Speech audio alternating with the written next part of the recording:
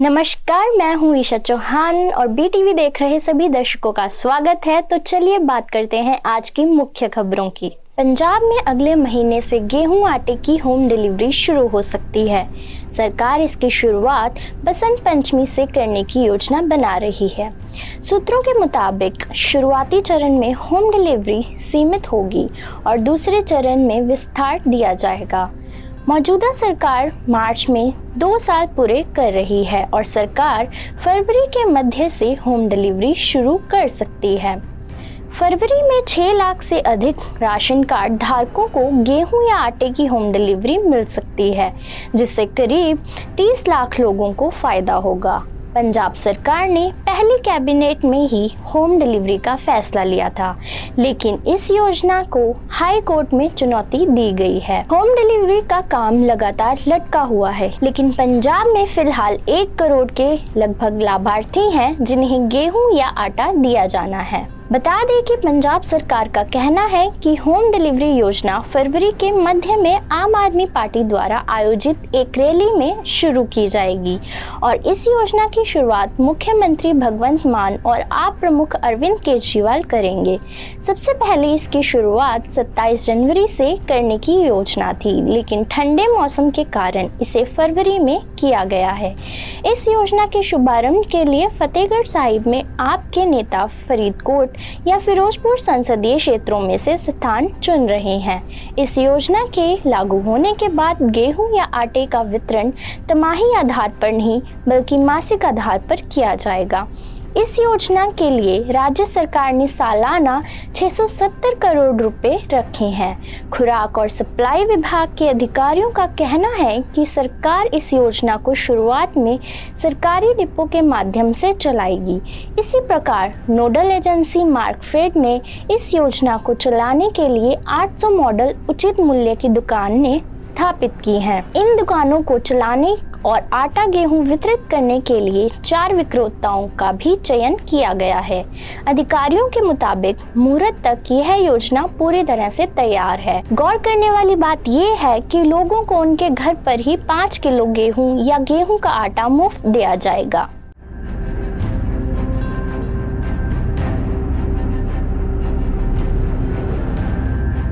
श्रोमणी अकाली दल के अध्यक्ष सुखबीर सिंह बादल ने लोकसभा चुनाव से पहले पंथक नेताओं को एकजुट होने का न्योता दिया। इसके बाद पार्टी की नजरें वरिष्ठ नेता सुखदेव सिंह ढींडसा और श्रोमणी गुरुद्वारा प्रबंधक कमेटी के पूर्व अध्यक्ष बीबी जगीर कौर पर टिकी हुई हैं। हालांकि ये दोनों नेता फिलहाल असमंजस में हैं और अंतिम फैसला लेने में समय ले रहे हैं।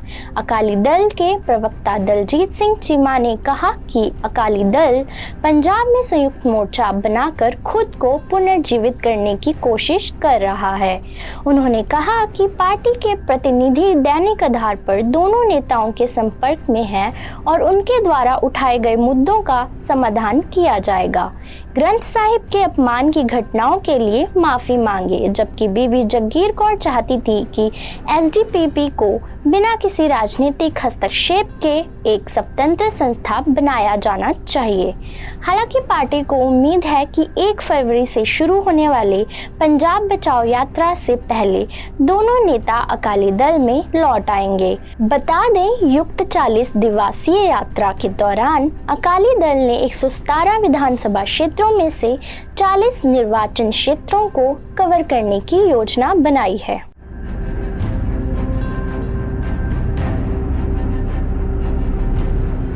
प्रांतीय किसान नेता जगजीत सिंह डल्लेवाल की पत्नी हरिंदरजीत कौर का संक्षिप्त बीमारी के बाद आज निधन हो गया।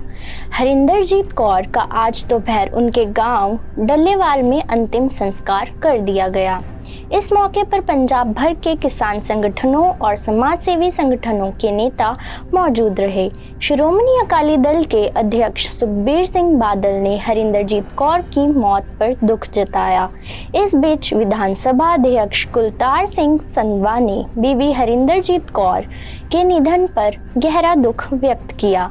उन्होंने कहा कि बीवी हरिंदरजीत कौर निष्पक्ष सोच वाली और दूरदर्शी थी। जमीन के बदले नौकरी मामले में आज ईडी राष्ट्रीय जनता दल यानी कि आरजेडी के प्रमुख व बिहार के पूर्व मुख्यमंत्री लालू प्रसाद यादव से पूछताछ कर सकती है। बिहार में सियासी हलचल के बीच लालू यादव से ईडी की पूछताछ पर सबकी निगाहें टिकी हुई हैं। इसी सिलसिले में 30 जनवरी को तेजस्वी से पूछताछ होगी। ईडी ने लालू को 29 जनवरी व तेजस्वी को 30 जनवरी को पूछताछ के लिए समन भेजा था। ऐसा माना जा रहा है कि लालू आज पटना स्थित ईडी के ऑफिस पूछताछ के लिए पहुंच सकते हैं। बिहार में सियासी हलचल के बीच ईडी की लालू से आज होने वाली पूछताछ पर सभी की नजर टिकी रहेगी। आपको बता दें कि यह घोटाला तब का है जब लालू प्रसाद यूपीए की पहली सरकार में रेल मंत्री थे। इस दौरान ईडी ने रेलवे में नौकरी के लिए जमीन से जुड़े धन शोधन मामले में आरोप पत्र दाखिल करते हुए लालू यादव की पत्नी राबड़ी देवी, उनकी बेटियों राजद सांसद मीसा भारती और हेमा यादव सहित लालू प्रसाद के घर परिवार के अन्य लोगों को नामजद किया था। प्रधानमंत्री नरेंद्र मोदी के परीक्षा पे चर्चा कार्यक्रम के 7वें संस्करण के लिए अब तक के 1 करोड़ से अधिक लोगों ने पंजीकरण कराया है। अधिकारियों ने जानकारी दी कि पिछले साल ये आंकड़ा 38 लाख था। इस वर्ष परीक्षा पे चर्चा कार्यक्रम 29 जनवरी को भारत मंडपम में आयोजित किया जा रहा है, जहां प्रधानमंत्री देश और विदेश के विद्यार्थियों, शिक्षकों और अभिभावकों के साथ बातचीत करेंगे। छात्रों के साथ वार्षिक परीक्षा पे चर्चा से एक दिन पहले प्रधानमंत्री नरेंद्र मोदी ने रविवार को कहा कि यह शिक्षा और परीक्षा से संबंधित मुद्दों पर चर्चा करने का बहुत अच्छा माध्यम बनकर उभरा है। आकाशवाणी के मासिक रेडियो कार्यक्रम मन की बात की 109वीं और इस साल की पहली कड़ी में प्रधानमंत्री मोदी ने कहा कि इस वर्ष 2 करोड़ से अधिक विद्यार्थियों ने कार्यक्रम के लिए पंजीकरण किया है, जबकि 2018 में जब यह कार्यक्रम पहली बार आयोजित किया गया था उस वक्त यह संख्या केवल 22,000 थी। उन्होंने कहा, परीक्षा पे चर्चा का यह 7वां संस्करण होगा। यह एक ऐसा कार्यक्रम है जिसका मैं हमेशा इंतजार करता हूँ। इससे मुझे छात्रों के साथ बातचीत करने का मौका मिलता है और मैं उनके परीक्षा संबंधी तनाव को कम करने का भी प्रयास करता हूं। नीतीश कुमार रविवार को पाला बदलकर भारतीय जनता पार्टी के नेतृत्व वाले राष्ट्रीय जनतांत्रिक गठबंधन यानी कि एनडीए में शामिल हुए। उनके इस कदम से 2024 के लोकसभा चुनाव में नरेंद्र मोदी के खिलाफ खड़े हो रहे Indian national development inclusive alliance को तगड़ा झटका लगा। मुख्यमंत्री और उनकी पार्टी जनता दल यूनाइटेड यानी कि जेडीयू के नेताओं के मुताबिक इंडिया गठबंधन के आर्किटेक्ट नीतीश कुमार ही थे। इसलिए यह भी महत्वपूर्ण था कि उन्होंने दिल्ली और पश्चिम बंगाल में अपने समक्ष अरविंद केजरीवाल और ममता बनर्जी के साथ साथ उत्तर प्रदेश में समाजवादी पार्टी के प्रमुख अखिलेश यादव से मुलाकात कर उन्हें कांग्रेस के साथ इस गठबंधन में शामिल किया। बिहार में राहुल गांधी की न्याय यात्रा की एंट्री 2020 विधानसभा चुनाव के बाद पहली बार राज्य में पहुंचे कांग्रेस नेता राहुल गांधी। कांग्रेस नेता राहुल गांधी सोमवार यानी कि 29 जनवरी को भारत छोड़ो न्याय यात्रा लेकर बिहार पहुंचे। राहुल की न्याय यात्रा पश्चिम बंगाल के उत्तर दिनाजपुर जिले से होते हुए बिहार पहुंची। राहुल एक ऐसे समय पर बिहार में अपनी यात्रा लेकर आए जब नीतीश कुमार की जेडीयू ने महागठबंधन का साथ छोड़ दिया है। कांग्रेस की भारत छोड़ो न्याय यात्रा मणिपुर, अरुणाचल प्रदेश, असम और पश्चिम बंगाल होते हुए बिहार में पहुंची। इस रैली में काफी भीड़ देखने को मिली। रविवार की रात 59वें फिल्म फेयर अवार्ड्स की अनाउंसमेंट हुई। यह अवार्ड सेरेमनी गांधीनगर, गुजरात के गिफ्ट सिटी में आयोजित हुई। बता दें कि एनिमल में निभाए किरदार के लिए रणबीर कपूर को बेस्ट एक्टर का अवार्ड, साथ ही आलिया भट्ट को रॉकी और रानी की प्रेम कहानी के लिए बेस्ट एक्ट्रेस का फिल्म फेयर अवार्ड दिया गया। 12th फेल को बेस्ट फिल्म और बेस्ट स्क्रीन प्ले का अवार्ड मिला। साथ ही विधु विनोद चोपड़ा को इसी फिल्म के लिए बेस्ट डायरेक्टर का भी अवार्ड दिया गया। शबाना आजमी ने रॉकी और रानी की प्रेम कहानी के लिए बेस्ट सपोर्टिंग एक्टर का अवार्ड जीता। OMG 2 को बेस्ट स्टोरी का अवार्ड दिया गया।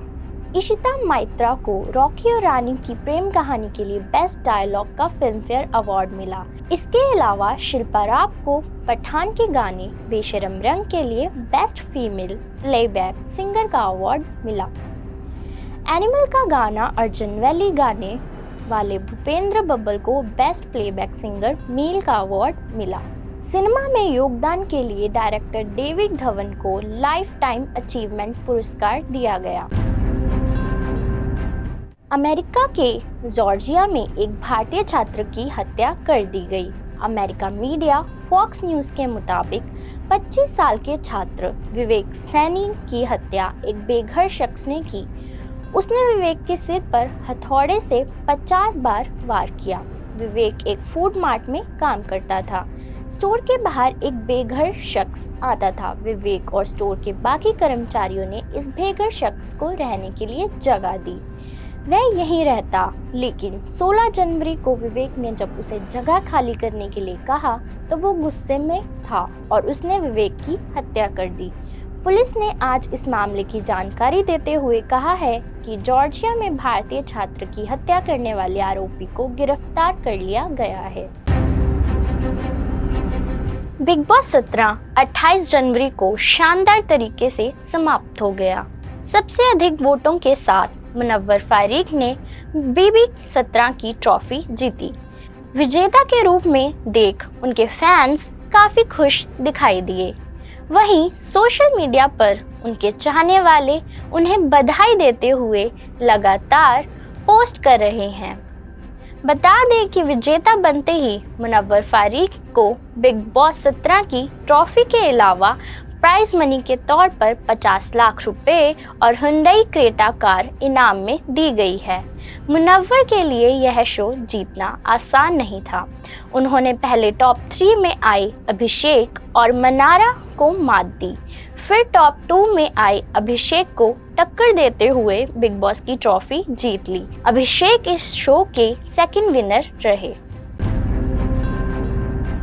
फ्रांस के पेरिस शहर के लव्र म्यूजियम में रखी विश्व प्रसिद्ध पेंटिंग मोनालिसा पर रविवार को 2 महिलाओं ने सूप फेंक दिया। यह महिलाएं एक सामाजिक संगठन की कार्यकर्ता हैं जो फ्रांस में पोषक और टिकाऊ भोजन को संवैधानिक अधिकार बनाए जाने की मांग कर रहा है। मोनालिसा की पेंटिंग को घटना में कोई नुकसान नहीं हुआ। यह बुलेट प्रूफ ग्लास में रखी गई है। 1911 में यह चोरी हो चुकी है और साथ ही 1913 में इसे बरामद किया गया था। इसके बाद से ये पेंटिंग की सिक्योरिटी फ्रांस की स्पेशल डिफेंस यूनिट करती है। इन महिलाओं ने कहा, आप ही बताइए हमारे लिए क्या ज़रूरी है, कोई आर्ट वर्क या हेल्दी फूड राइट्स। सरकार का एग्रीकल्चर सिस्टम खुद बीमार हो चुका है, किसान मर रहे हैं। हम फूड काउंटर अटैक ग्रुप के सदस्य हैं और इस हमले की जिम्मेदारी भी लेते हैं। दूसरी तरफ कल्चर मिनिस्टर रेचिदा दाती ने कहा, मोनालिसा की पेंटिंग को टारगेट करना गलत है। धन्यवाद। आज के लिए बस इतना ही। देखते रहिए BTV। Be positive, be yourself.